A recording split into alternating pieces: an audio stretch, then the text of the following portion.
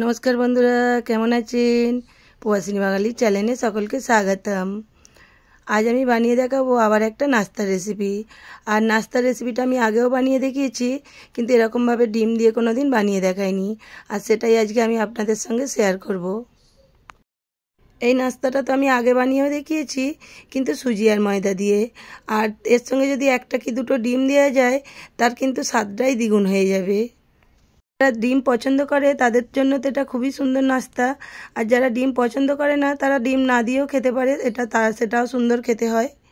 চলুন আমি ডিম দিয়ে নাস্তাটা কিভাবে বানাই সেটাই আজকে আপনাদের সঙ্গে শেয়ার করব। নাস্তাটা বানানোর জন্য আমি এখানে 1 বাটি পরিমাণ সুজি নিয়েছি। প্রথমে 1 বাটি নিয়েছিলাম, আবারও আধা বাটি নিয়ে নিলাম, 1.5 বাটি সুজি নিলাম। আর আমি এতে দেব আধা বাটিকে কিছুটা পরিমাণ বেশি ময়দা দেব। আর এখানে আধা বাটিকে বেশি ময়দা দিয়ে দিলাম। আর আমি ওর মধ্যে দেব ছোট ছোট করে পেঁয়াজ কেটে রেখেছিলাম একটা মিডিয়াম সাইজ, ওটা দিয়ে দেব। আর দিয়ে দিচ্ছি ধনিয়া পাতা আর গাজর, একটা বড় গাজরকে আমি গ্রেট করে নিয়েছি। আর কাঁচা লঙ্কা, এটা ঝাল হওয়ার জন্যে যে যার পরিমাণ মতো এগুলো দিয়ে দেব সব কিছু এর মধ্যে।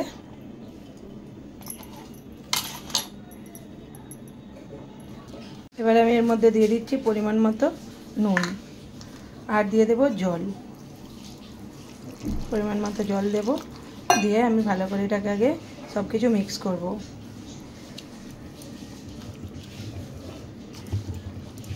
এখানে আমি তো জল দিয়েছি, আমি কিন্তু একবারে জলটা দিইনি, অল্প অল্প করে দেব। আর ব্যাটারটাকে আমি আরও একটু পাতলা করব অল্প অল্প জল দিয়ে। আর আমি এর মধ্যে দেব 2টো ডিম। ডিমটা আমি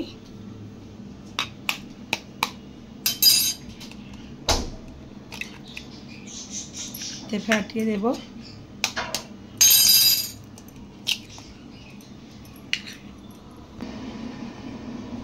ডিমটা ভেঙে এর মধ্যে দিয়ে নিয়েছি, দিয়ে আমি ভালো করে এর সঙ্গে মিক্স করে নেব, মিক্স করে ভালো করে ফেটিয়ে নেব। আর এরকমভাবে সুজির নাস্তা আমি আপনাদেরকে আগেও শেয়ার করেছি, কিন্তু ডিম দিয়ে কোনো দিন শেয়ার করা হয়নি, তাই ভাবলাম একবার শেয়ার করে দিই। আর এতে তো ভিটামিন প্রোটিন সবই দেওয়া রইলো। আর নাস্তাটা এতটাই নরম হয় আর খেতেও হেলদি। আর তাই ভাবলাম এত সুন্দর ডিম দিয়ে নাস্তা বন্ধুদের সঙ্গে শেয়ার করি।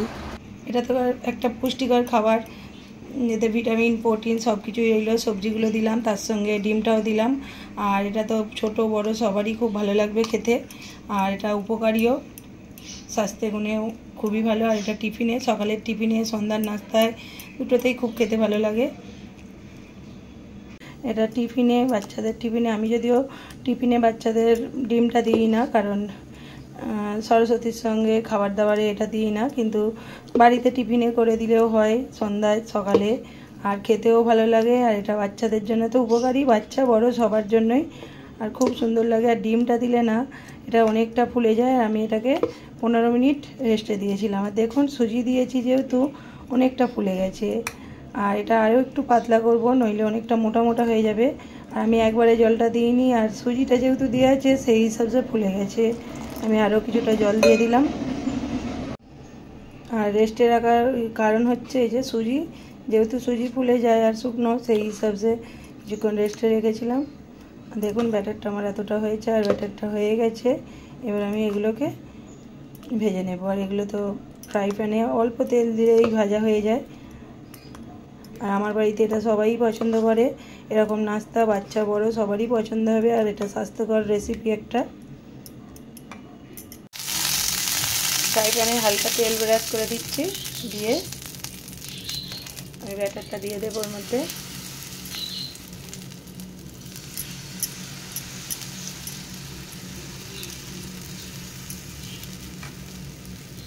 আমি দিয়ে দিয়েছি, দিয়ে এবার ঢাকনটা দিয়ে দেবো, দিয়ে আমি এটাকে ফ্রাই করব। 2 মিনিট পর ফিরে এলাম, আর ঢাকনটা খুলেছি। দেখুন এটাকে আমি উল্টে দেবো। আর যেহেতু ডিম দেওয়া আছে এটা তো কোনো চিপকাবেও না, আর অনেকটা ফুলেও গেছে। দেখুন খুব সুন্দরভাবে ভাজা হয়েছে এদিকটা। আর এদিকটায় আমি একটু তেল ব্রাশ করে দেবো, উপরটায় তেলটা একটু ব্রাশ করে দিলে না আরও ভালো করে ভাজা হয়ে যাবে। এটা দেখতেও যতটা সুন্দর হয় খেতেও খুব সুন্দর হয়। যেহেতু গাজর দেওয়া আছে লাল লাল বেশ দেখতেও সুন্দর। আর আমি এটাকে খুব ভালো করে এদিকটাও ভেজে নেব। রোজ রোজ বাচ্চাদের নাস্তা কিছু না কিছু নাস্তায় দিতে হয় সন্ধ্যা সকাল।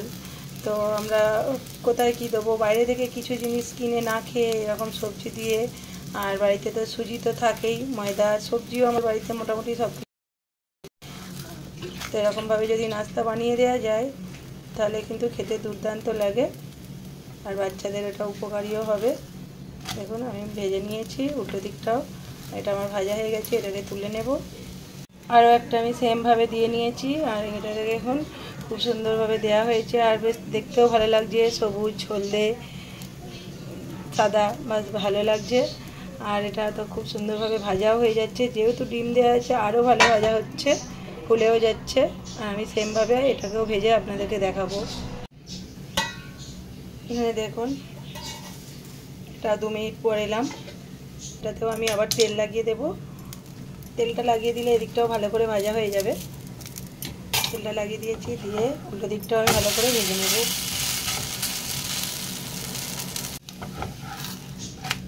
দিকটাও দেখুন খুব সুন্দরভাবে ভাজা হয়ে গেছে, কারণ এদিকটা তো খুব ভালো ভাজা হবে না, এমনিতে ভাজা হয়ে গেছে এটা।